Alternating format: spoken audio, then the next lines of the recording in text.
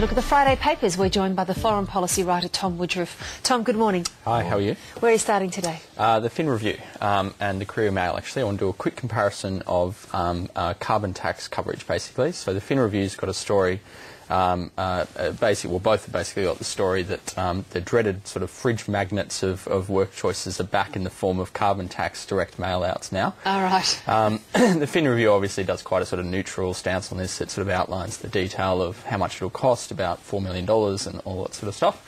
And then the Courier Mail, they haven't gone with sort of anything particularly sort of anti-carbon tax in principle, but they've gone with waste watch, of course, that this is just a waste of paper generally. So interesting to see the absolute difference in coverage there as well as, of course, the Courier Mail's put it on the front page. Take us through some of the detail of the Fin Review story there. So how much paper, how many fridge magnets are we about to be inundated with? Well, I'm not sure if it is actually fridge magnets. There's certainly brochures, but it's about $4 million. Don't rule them out, though. Yeah. I'm sure they're coming. Disappointed. The wider focus of the story is really on our emissions targets and how legislation is currently being changed to allow new emissions targets. I actually think the coverage of those has been slightly almost wrong, actually, in the sense that when they were announced with the carbon tax, there were new targets announced of 80% up to 2050 reductions, but they're based on 2000 levels, not 1990 levels, and it's a critical difference because the amount that actually changes in real terms is enormous. So to equate them on the same sense of those in the UK or Germany is actually far off the mark. Now, you're looking as well as one of the big stories of the morning, that is that vote in the House of Representatives on the debt crisis. Yeah, so the first one I wanted to bring in, every time something happens in US politics, someone will always make the analogy with the West Wing episode. That's because there always is a West Wing episode that is analogous to the situation. Yeah, well, I thought it absolutely appropriate that I find it.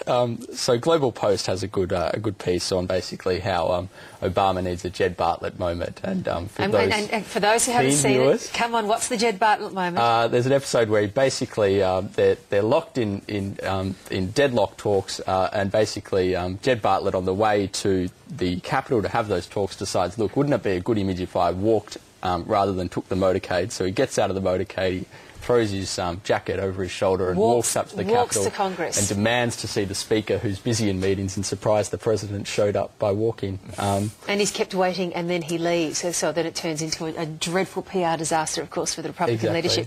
But the real moment, which of course our auto cue operator knows very well because she's a big fan, is when he thumps the table and they say, it'll shut down the government if we don't pass something. And he says, shut it down. Yeah. So we're waiting for Obama to actually call the bluff, aren't we? Yeah, well, it could get that way. There's actually one other quick scene from there as well, where Toby Ziegler, who probably people either love or hate, they're talking about the debt ceiling crisis, and they say that someone asks him the question, are these routine talks, or is this literally the end of the world? And he goes, well, it's both. That's right. Yeah. So there you go. Always the West Wing comparison. So look, what is your prediction then on this one? I think at the end of the day, Obama has to basically take a step down. I think there will be a compromise. There's no doubt about that. It's just a matter of when.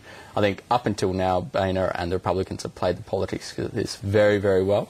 It's always a gamble in the sense that whoever gets held responsible for this will, ultimately be affected at the next election. Obviously, they're all trying to strategize around the November 2012 election.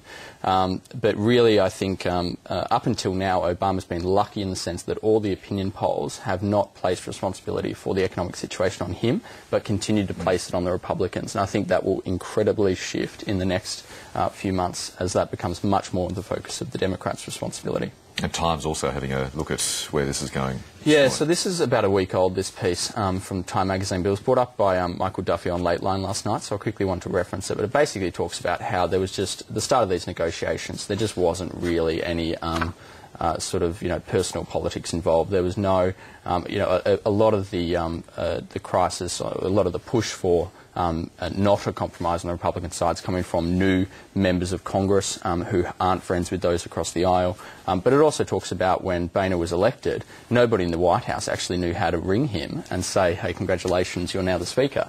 And they had to find a fishing buddy of his in the lower congressional offices to be able to get the President to be able to give him a call. So there was no, I guess, good goodwill from the outset that allowed these talks to take place.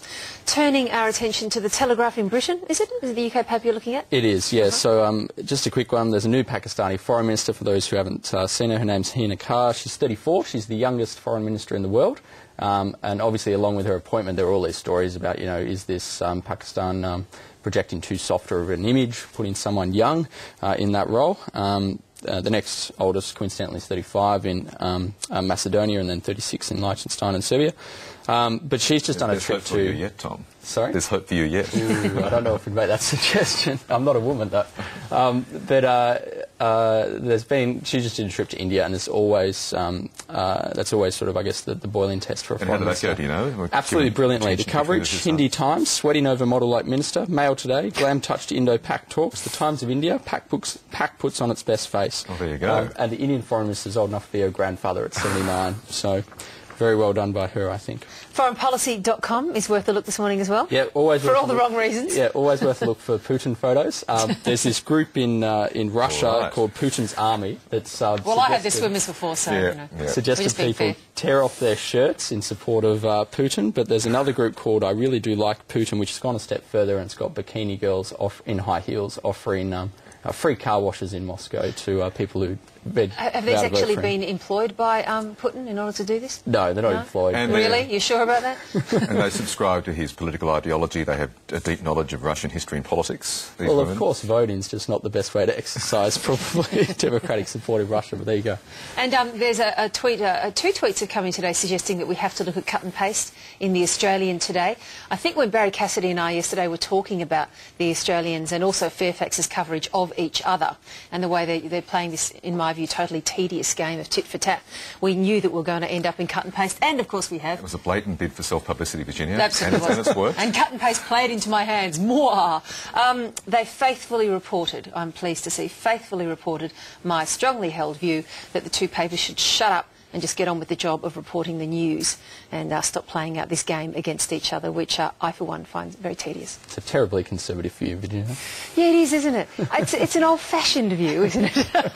I'm dating myself daily, I think, with this point of view. Shut up. Always good to see you, Tom. Thanks so much. Thank you.